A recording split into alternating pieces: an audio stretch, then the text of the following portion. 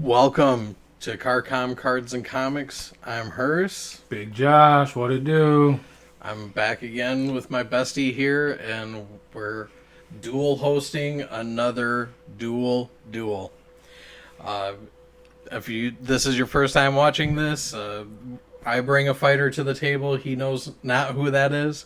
He brings a fighter that I have no idea who it is. We always check with a third party to make sure that we're not bringing the same person, just in case. But we've been trying to put ourselves in a little bit of a predicament by making categories for us to choose. So this time we had to choose a underrated sidekick character. So that's all I know, is that he's going to be bringing some sort of sidekick character instead of a main act. So I really don't know who it is you may be bringing today. Yeah, I've done so many Google searches on, like, just sidekicks in general. Shitty sidekicks, good sidekicks that are better than their hero. And no matter what list I've been looking at, you generally get like the same main group of people. So I feel like that the pool isn't very large. And the obvious guess that everyone wants to say is like Bucky. But I think that's so obvious that there's no way either of us would have picked a Bucky. So. Yeah, for sure. Yeah, I couldn't do that. And I couldn't pick Samwise Gamgee either. As much as, I appreciate what he did for that entire franchise. Mr. Fro. It's just, it's crazy, what they all went through. So, I guess you want to start it off here? Sure. All right, so the character I went with, I'm not going to go say his real name first, because that's a dead giveaway. Dead giveaway. He was nicknamed by multiple heroes as a sidekick to the stars. He's been an unwanted sidekick to some people. He's dressed as other sidekicks for other people. So, other than that, there's not a whole lot more I can say without giving it away who it is. So, do you have any guess? No, Okay. I don't. I'm thinking of other characters that dressed up as Bucky, because that's happened a couple of times. Like Battlestar has done it, as Lamar Hoskins, I think is his name. But that's the only thing I'm pulling out. Well, this character did wear the Bucky costume for a bit. It is not Lamar Hoskins. It is not Battlestar. All right, yeah, I don't. His real name is Rick Jones. Oh, okay. So I brought A-Bomb to the table. Okay, that's cool. Yeah, it's so he was very much just a normal kid for a long time, and then ended up getting some powers. So that's cool. My character that I chose, yeah, that's so cool. I just wish he had a different name, because it's it's short for Abomination. Yeah. And I just don't like that type of because play on it. Obviously there is an Abomination, and they do resemble each other a lot. Looks wise, obviously the color's different, and now in the comics, A-Bomb he has a lot different power set than the version most people know. Okay. Yes. Right on. Well, that's cool. I'm glad to see a Blue Hulk in the mix here. And that's going to be an interesting fight. My character is a really OG character as well. He originated back in 1940. He was maybe even Marvel's original sidekick character, because it was really in Human Torch #2. This is a also fire branded hero that goes by the name Toro. I should have known. Me and you have talked about him extensively in the past. For one, I think just being able to set yourself completely on fire is pretty underrated. It's pretty OP in a lot of situations. But basically, he was like the original kid sidekick. His parents died in a train wreck where they burned to death, but somehow the kid had just ended up surviving, not affected by fire at all. And so the Human Torch actually takes him in, and then they realize like he can basically engulf himself just like Human Torch. So he's a pint-sized Human Torch. Is he a mutant? He is not a mutant. Everybody thought he was, but because this is in the 40s, long before X-Men was ever a thing, like they later retconned it where he actually went through Terrigenesis at some point, so he's an Inhuman. Oh, okay. So it was speculated because Namor is technically the first mutant, but yeah, he's not. He actually is a Inhuman. Okay, interesting. Yeah, and the power set is pretty much the same. The look is pretty much the same as well. Originally, he was red, and then after he was killed and brought back to life, then he was actually like a purple flame character. So Okay. just to kind of give him some sort of uniqueness, I guess. But there's even a really cool cover where Submariner actually thinks it's the original android Human Torch, and they fight to the death. Sorry, Toro.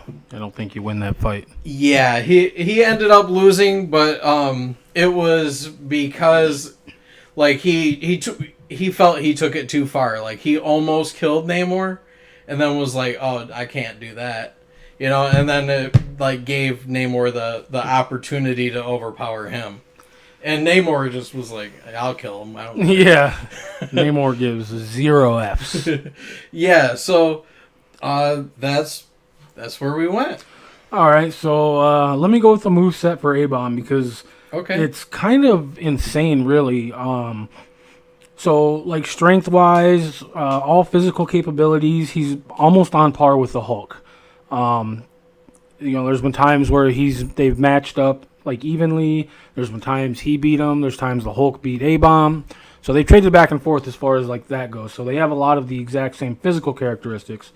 But A-Bomb can use what's called the Destiny Force, which allows him to alter reality.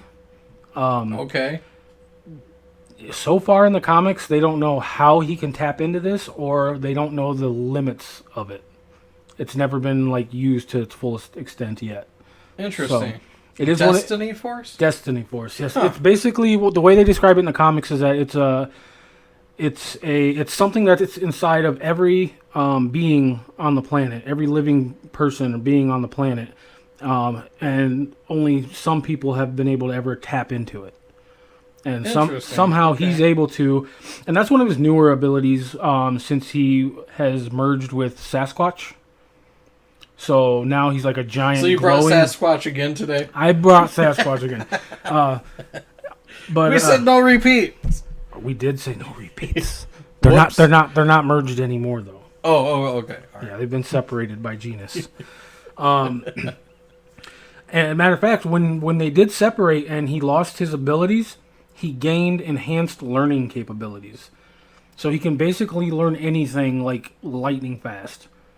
So anything he couldn't do before or didn't know before, all he basically has to do is look at it like for a fraction of a second, and he knows exactly what's going on. Huh. Yeah. Okay. That's interesting. And then ultimately he does get his powers back as A-Bomb. Comics, you always go full circle, or you die, and then come back and still go full circle.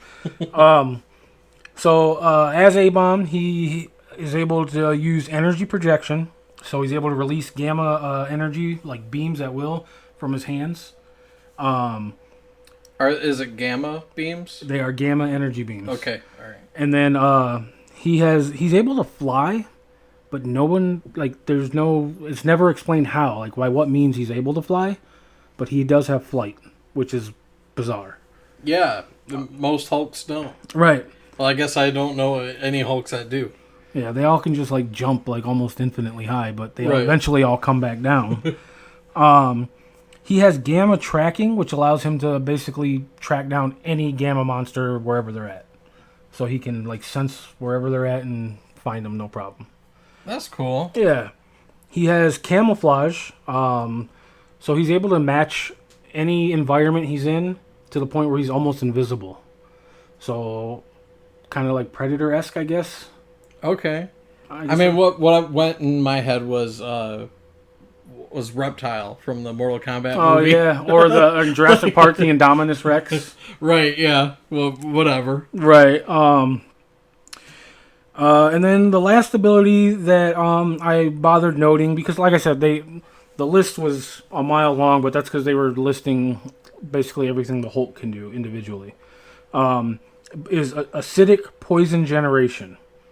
So he can either spit poison, like literally hawk a loogie, not like a stream or anything, like straight up hawk a loogie at you, or he can shoot it from his hands as well.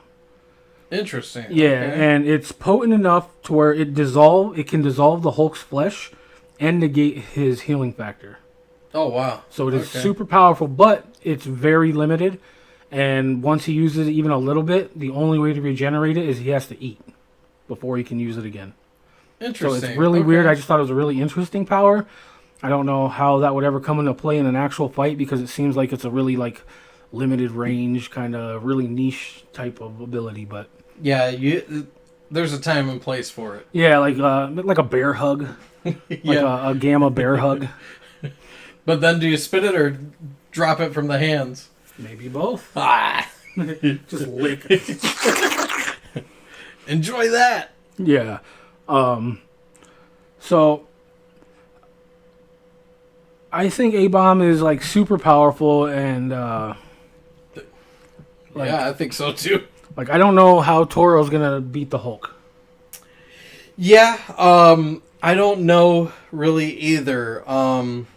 I do want to say though that Toro was his nickname from his parents before he ever had powers or anything. Just because they honeymooned in Mexico during a bullfight. So like that's where it came from. You know what? There was a pro wrestler that went by that name. He was he was a little person, a dwarf or whatever's PC right now. That's what he was. And he literally would come out wearing like a little minotaur head with horns. And I mean, he would take it off before he fought, but he was in the WWE a while back. That's crazy. But pretty cool. Let's see. Let's get to powers here. Of course, he is one of the founding members of the Invaders with Namor and Captain America and the Human Torch. So he's been fighting Nazis for a very long time. So he has like pyrokinesis. Of course, he can control fire, make himself completely engulfed in flame. I'm still trying to find the powers here. Oh my gosh, I should have done this while you were talking. I'm sorry. Well, I will negate that first power that about the pyrokinesis stuff, just because A-Bombs went toe to toe with Red Hulk, and the heat from Red Hulk has like no effect on him.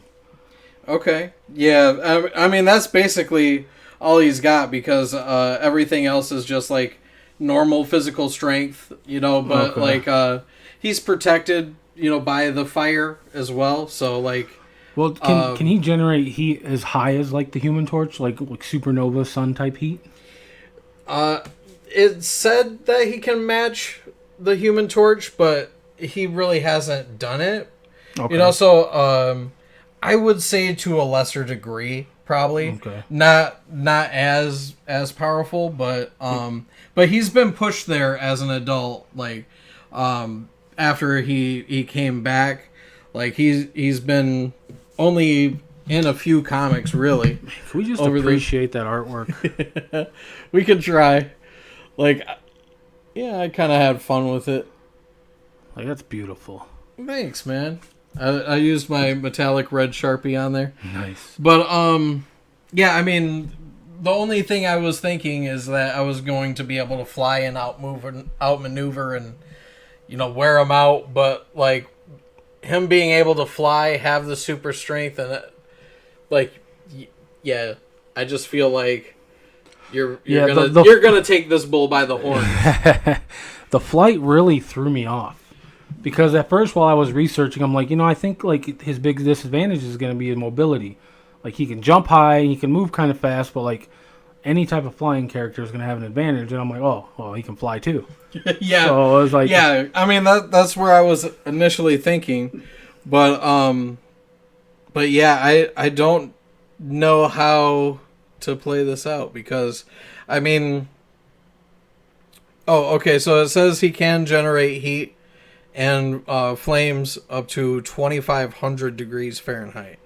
So that's really slightly lesser than a blast furnace that like we use today. And is that less than 2,000 degrees? Yes. Damn. Those are like 3,200 if I'm not mistaken. And I only know this because of the movie Ring of Fire. Or no, what was it? Backdraft? A Reign of Fire? The one with the dragons. Oh, okay. Reign of Fire. Yeah. Yeah. Matthew McConaughey. Christian Bale, Matthew McConaughey, Gerard Butler. All of them. Yeah, all of them. Matthew Dragons. I loved Matthew McConaughey. I did not even know that was Matthew McConaughey for the longest time. But I was more shocked because that was the first McConaughey movie I seen. Oh, really? So when I saw him in every other movie, it was like your Lantern experience. Okay. I just thought McConaughey was this buff, badass, bald guy. Then when I saw him in the next movie, he's like some tall, skinny, like pretty boy. And I was like, man, this guy's got some acting chops. Then all of a sudden, every movie after that, he's either a surfer stoner or a pretty boy business guy. And I'm like, oh, that was the buff McConaughey was a one-off. Yeah, so it's Lantern the Pokemon. That's what he's talking about. Because the first Lantern I ever saw was a shiny, and I just never even considered it shiny. I just threw the ball and caught it. And then like the next one I saw, I was like, oh my god, this is a different color. This one's shiny. And then I caught it, and then the next one was also shiny. So I was like, it was a big event. I'm not embarrassed by it at all, as you can tell. Yeah, that's why I bring it up to our millions and millions of Kingdom followers out there. Yeah. Do we have an official name for them yet? Not really. I just like it's the Kingdom of Karkom is really all I got. Yeah. You're just like a visitor to the kingdom. We can't call them peasants, can we? No, that doesn't seem right. If you leave us negative feedback, we'll call you a peasant. No, you're banished. Oh, you're banished?